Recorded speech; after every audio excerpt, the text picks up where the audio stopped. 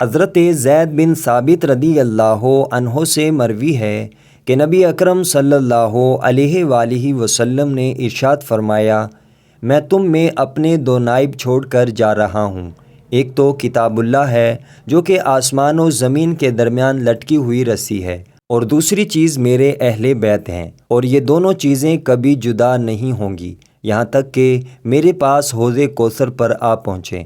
مسند احمد حدیث نمبر 21911۔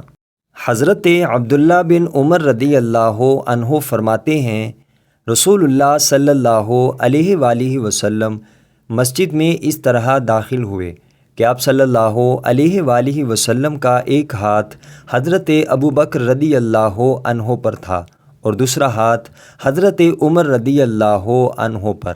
پھر آپ صلی اللہ علیہ وآلہ وسلم نے فرمایا، ہم قیامت کے دن بھی ایسے ہی اٹھیں گے۔ مستدرک امام حاکم حدیث نمبر 4428۔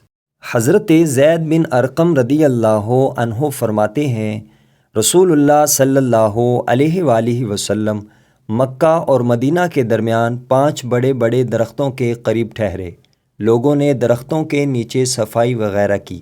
پھر رسول اللہ صلی اللہ علیہ وآلہ وسلم عشاء کے وقت تشریف لائے، نماز پڑھائی، پھر فرمایا، اے لوگو، میں تم میں 2 چیزیں چھوڑ کر جا رہا ہوں، اگر تم نے ان کی اتباع کر لی تو تم کبھی گمراہ نہیں ہوگے، کتاب اللہ اور میری اہل بیت۔